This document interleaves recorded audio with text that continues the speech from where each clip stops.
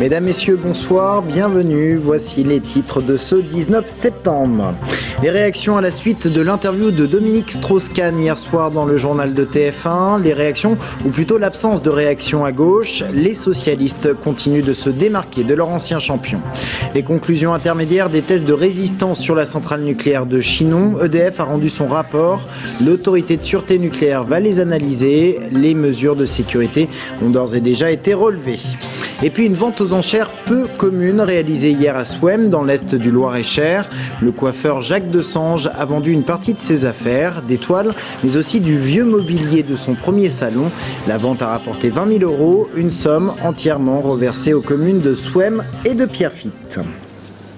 Mais avant de développer ces titres, une noyade aujourd'hui dans le Cher. Cela s'est passé en début d'après-midi sur la commune de La Riche. Les pompiers ont pu repêcher la personne, mais impossible de la réanimer. Il s'agissait d'une personne âgée, mais son identité n'était en fin de journée toujours pas connue. La police judiciaire a également été dépêchée sur place. Hier soir, le rendez-vous à ne pas manquer était programmé à 20 h sur TF1. Plus de 13 millions de téléspectateurs poursuivent en direct l'interview de Dominique Strauss-Kahn. L'ancien directeur du FMI a notamment parlé de faute morale, mais a nié l'agression sexuelle. Alors aujourd'hui, les réactions sont plutôt timides. Mais qu'en ont pensé les politiques locaux qui ont accepté de nous parler? Eh bien, on voit cela avec Sabrina Melout. Je continue de penser que la victoire de la gauche est nécessaire dans notre pays. Mais je ne veux pas m'immiscer dans la primaire. Une déclaration attendue et probablement stratégique pour l'ancien patron du FMI qui entend par là laisser une chance à la gauche d'asseoir son pouvoir sur le trône présidentiel. Pour Marisol Touraine, cette déclaration est uniquement celle d'un homme qui cherche à rétablir son honneur et sa vérité. Si la présidente du Conseil général d'Indre-et-Loire laissait entendre il y a fort longtemps qu'elle marchait auprès de Dominique Strauss-Kahn, aujourd'hui, elle marque son soutien indéfectible pour François Hollande et souhaite, à l'image du Parti socialiste, tourner la page. Le processus dans lequel est engagé Dominique Strauss-Kahn est un processus de réhabilitation personnelle. Le chemin qu'ont emprunté les autres responsables socialistes est celui de la primaire et de la présidentielle. Et donc il y a d'un côté une démarche individuelle et personnelle, de l'autre un processus politique. À droite, Guillaume Pelletier parle du nombre des SK qui pollueraient l'affaire du Parti socialiste. Pour lui, aucun doute, les déclarations de Dominique Strauss-Kahn hier soir n'enrichissent en rien le débat avec les Français. Dominique Strauss-Kahn, de manière incontestable aujourd'hui, est disqualifié et on le voit encore plus dans la deuxième partie de cette émission lorsqu'il évoque la nécessité de raser gratis, c'est-à-dire de supprimer la dette de la Grèce ou pour régler les problèmes des Français, augmenter l'immigration. Je crois qu'il est aujourd'hui déconnecté des réalités et totalement hors sol et que l'avenir de la politique et de la France, ça se passera aujourd'hui et demain sans lui. Sans Dominique Strauss-Kahn, c'est en tout cas ce que l'on retiendra aujourd'hui. Jean-Patrick Gilles et Jean Germain ont suivi la tendance générale du Parti socialiste au niveau national, ne pas s'exprimer. Alors cet entretien de Dominique Strauss-Kahn a été scruté par des observateurs, en particulier les spécialistes de la communication, mais aussi les spécialistes de l'analyse gestuelle. Comment ont-ils perçu l'intervention de DSK? Nous sommes allés voir l'un d'eux, réaction recueillie par Anaïs Michaud. Il était très sous contrôle. Et comment est-ce qu'on voit quand quelqu'un est sous contrôle? C'est quand il pose ses mains en couverture sur la table, la main droite repose sur la main gauche et pas la main gauche sur la main droite. Alors quelle est la différence? C'est que quand la main droite repose sur la main gauche, ça veut dire que le cerveau gauche, le cerveau cognitif qui se trouve là, qui commande la partie droite du corps, la main droite commande le discours, c'est-à-dire qu'elle contrôle le discours, alors que quand c'est la main gauche qui est sur la main droite, il y a un discours plus émotionnel, plus affectif. Les suites de l'après-Fukushima à la centrale de Chinon, des tests de résistance avaient été ordonnés comme dans tout le reste de la France. C'est-à-dire que l'on a prévu les scénarios catastrophes. EDF a donc rendu ses conclusions. Un rapport intermédiaire vient d'être remis à l'ASN, l'autorité de sûreté nucléaire. Sébastien Banger. Le rapport intermédiaire d'EDF sur la sûreté de la centrale nucléaire de Chinon est désormais entre les mains de l'autorité de sûreté nucléaire. Durant plusieurs mois, les ingénieurs ont identifié les points de fragilité des installations face à des événements exceptionnels, comme ceux survenus à Fukushima au Japon. Ici, à Chinon, le risque sismique est réel et l'inondation millénale une épée de Damoclès. Ce rapport préconise notamment la réévaluation des normes en vigueur par le rehaussement des digues ou le renfort de certaines installations. Là, actuellement, on peut résister à minima côté inondation à une crue millénale majorée, je dirais, de 15%, puisque ça, c'est ce que nous impose la réglementation. Et ce qu'on a vu, c'est qu'on pouvait aller au-delà sans faire énormément de travaux. Et on a majoré jusqu'à 30%, et ça nécessitera certainement de faire quelques adaptations. En matière de séisme, ce qu'on a vu, c'est que les séismes qui ont été pris en compte à la conception sont déjà assez conséquents. En majorant ce séisme de 50%, on a une tenue des installations qui est tout à fait correcte. Certaines mesures, cette fois-ci nationales, sont plus surprenantes. Il est notamment question de créer une force d'action rapide nucléaire capable d'agir dans les 24 heures en cas de crise exceptionnelle. Enfin, après examen du rapport par l'autorité de sûreté nucléaire, celui-ci sera transmis à l'Europe afin de rendre les normes de sécurité plus homogènes. Les travaux du tram à Tours et une étape symbolique franchie aujourd'hui. Les ouvriers ont procédé à la 100e soudure des rails de la future infrastructure. Cela s'est passé dans le quartier de la Rabière à Joué-les-Tours. Il en faudra 4800 autres pour réaliser les 30 km aller-retour. Alors, il y a déjà 1 km de réalisé depuis le début du mois d'août à raison de 10 soudures par jour. Une petite information également, c'est que les rails sont chauffés à 2300 degrés. Attention donc de ne pas y mettre les mains. Je vous propose d'écouter Jean-Luc Paroissien, le directeur de Cité Tram.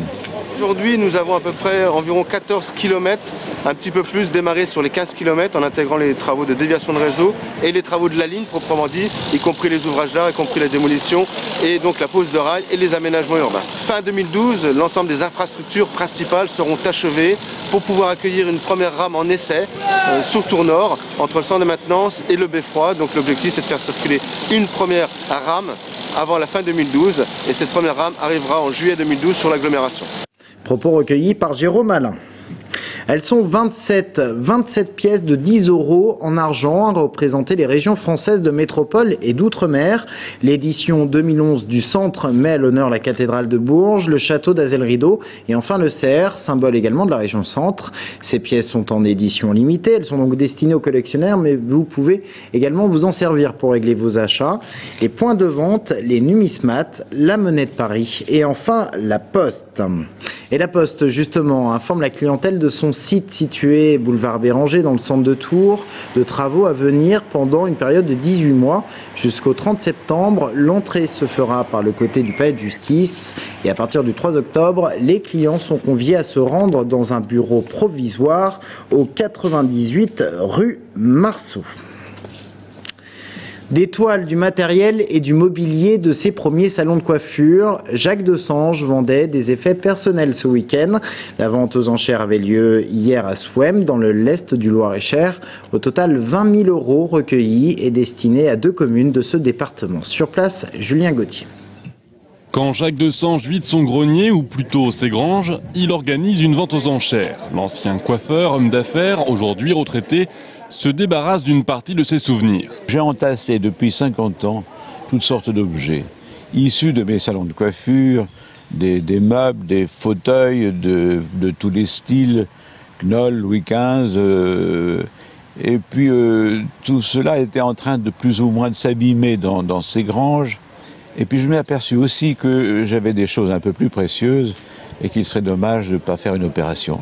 La particularité de cette vente, l'ensemble de la recette est destiné au village de Souham, où Jacques Desange est né, a grandi et a commencé à exercer, et à celui de Pierrefitte, où il réside depuis 1955. Dans les communes rurales, on a tellement de dépenses à faire sur un tas de choses, notamment sur les chemins, dans les écoles, dans les cantines, que nous allons trouver forcément quelque chose à faire avec cet argent. Parmi les vieilleries du Sologno, on trouve avec surprise des œuvres pour lesquelles il a délaissé les ciseaux pour prendre les pinceaux. Ce monsieur a côtoyé dans les meilleures années du XXe les personnes les plus intéressantes au niveau culturel. Si vous voulez, au travers de ces peintures, on touche un petit peu à cette époque et à ce monde-là. Et c'est ce qui est intéressant également. les conseille de les acheter maintenant, parce que vous savez que les œuvres des grands peintres sont chères à valeur morte. Profitez-en maintenant. L'année dernière, Jacques Desange avait déjà donné 5 000 € pour chacun des villages. La vente de ce week-end, elle, a rapporté 20 000 €.